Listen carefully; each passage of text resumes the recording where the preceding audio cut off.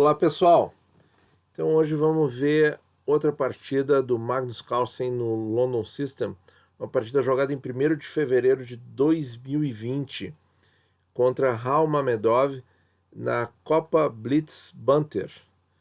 Então uma partida aí quente de 2020 que começou com D4, cavalo F6, então nós precisamos ver alguma coisa contra as possíveis defesas índias. E aqui bispo F4 do mesmo jeito, G6, aí as pretas podem jogar a defesa índia do rei, Grunfeld. E como continuar com o London System aqui? O London System é possível com a estrutura tradicional, C3, E3, cavalo F3, sim, é tradicional. Só que os temas mais comuns que a gente viu das outras partidas são mais difíceis de aplicar. Muito embora o avanço do peão H seja muito convidativo quando a preta faz o avanço G6, né? Mas aqui o Carlsen utilizou outra ideia do sistema London, que o nosso querido Ginger GM, o Simon Williams, ele chama de Jobava London System, que é com o cavalo C3. E aqui é o seguinte, pessoal. Se a preta jogar D6, ele já está numa defesa Pirc favorável às brancas, porque as brancas têm toda a flexibilidade de montar outras estruturas ou outros ataques, e não precisa ser as linhas tradicionais de bispo C4 e cavalo F3. Ela pode postergar o desenvolvimento do cavalo e fazer outras ideias. Enfim, já entra numa pirc que podia não ser à vontade. Esse aqui é o detalhe. Para o jogador de clube, de blitz na internet, o que a gente pega desse tipo de lance cavalo C3 quando o nosso adversário vem com um esquema de defesa índia para cima do nosso London? Vamos tentar fazê-lo jogar uma pirc, que se ele joga a índia do rei, ele até contra-ataca muito bem quando a abertura é contra peão dama, mas quando é contra peão rei, que é a pirc, aí o furo é mais embaixo. Então vale a pena dar uma revisada na pirc para você confundir um pouco o jogador das pretas, tá? Não vou dizer que esse seja o caso aqui do Carlsen jogando contra um grande mestre de rating de 2.645, que aqui tudo é macaco velho, mas o cara jogou D5, ele não quis entrar nessa pirc talvez um pouco pior para as pretas, tá?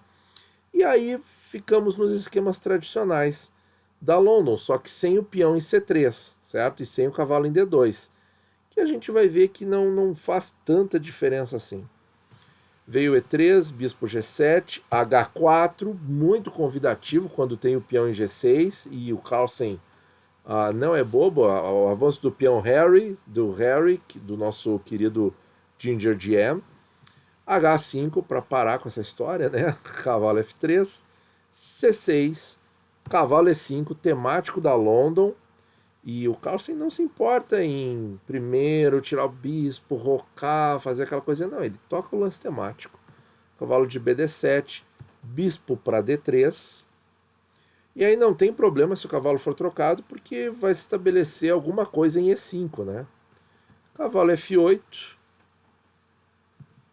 dama D2, cavalo E6 ameaçando o bispo London, bispo G3, cavalo D7 tentando trocar o cavalo centralizado, e o Magnus aqui voltou com o cavalo. Olha, gente, o que dizer dessa posição? Essa posição, as peças brancas estão com harmonia e eu vejo as peças pretas se atravancando. O bispo branco, um problema, não desenvolve. E eu ainda vejo vantagem para a branca nessa abertura, perdão. B5, cavalo E2, cavalo B6, roque, B3 limitando bastante o escopo do cavalo das pretas. Mesmo assim veio cavalo C4. Por quê?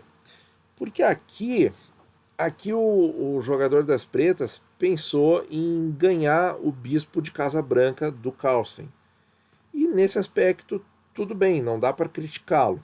Só que a posição resultante Carlsen conseguiu tirar leite de pedra como ele sempre faz. Veio peão por cavalo e peão por cavalo. Então não é um sacrifício de cavalo, é um pseudo-sacrifício, porque o bispo agora não tem para onde ir. E aqui o Magnus jogou torre de FC1, e aqui é que é a genialidade do norueguês. Com essa posição ele está estrategicamente muito superior. Porque agora as brancas têm que recuperar o bispo. Você pode perguntar, mas bispo por G6 não era mais interessante? Opa, aqui não deu. Peraí, cavalo C4, peão por C4, peão por C4. Carlsen jogou torre de FC1. Não era mais interessante esse lance aqui? E assim, estrategicamente não. Ganha o peão, tá? Mas deixa as pretas com uma estrutura sólida no centro. E dá de presente a coluna F semi-aberta do nosso roque, que já tem o peão de H avançado, e agora eles podem entrar aqui e ainda fazer sacrifício de qualidade para cima de nós. Então, bispo por G6, tentando ganhar um peão ali, tentar quebrar a estrutura das pretas, não. Aqui tu só dá contra-ataque para eles. Então, deixa o bispo ali e joga a torre de F para C1, que você vai ver como o Magnus fica superior estrategicamente. Veio peão por bispo, que era o plano das pretas, então as pretas meio que fizeram um plano errado aqui.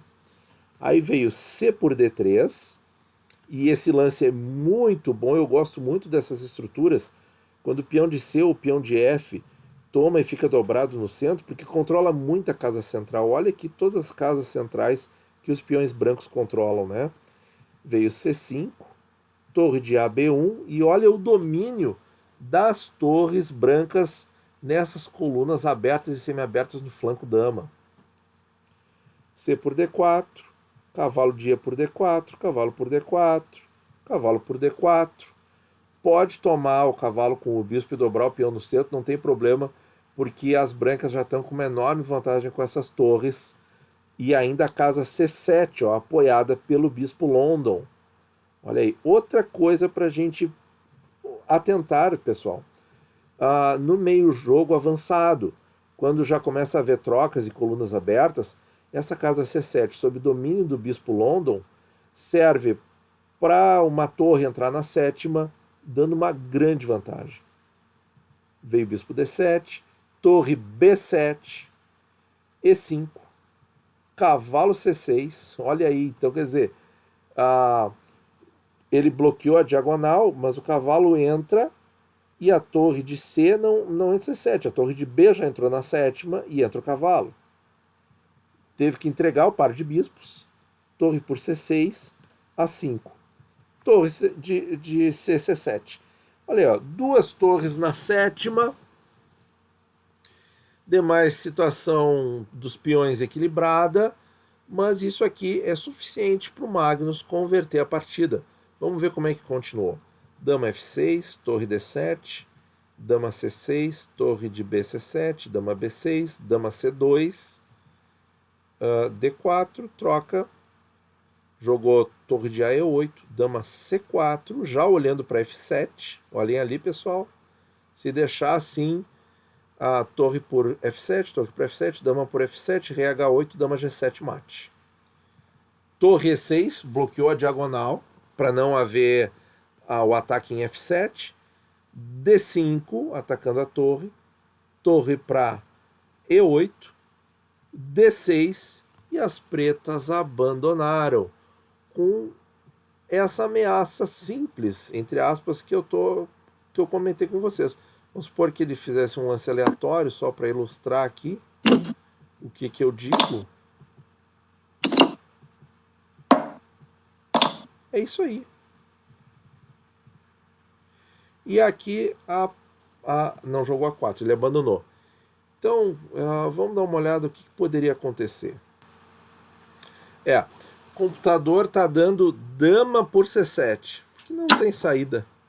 Não tem saída com uma ameaça tão brutal, tão fácil de ver, né? Outra possibilidade seria rei H8,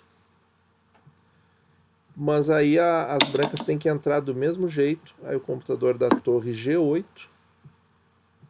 e D7 e não tem o que fazer. Não tem o que fazer. Vamos ver aqui em outro momento, quando as pretas avançaram D4, as brancas tomaram, por que não retomou?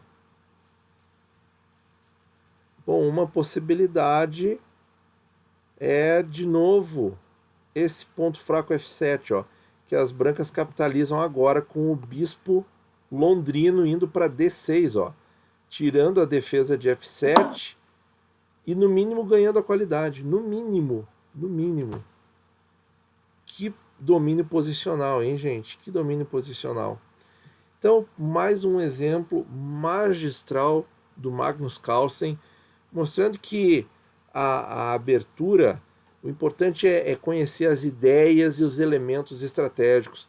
Não precisa ter uma pré-ordem decorada. Você tem ali os planos gerais, a estrutura geral, e saber o que fazer conforme cada lance do adversário com o repertório de planos. É assim que a gente joga bem as aberturas, pessoal. Muito obrigado e até a próxima.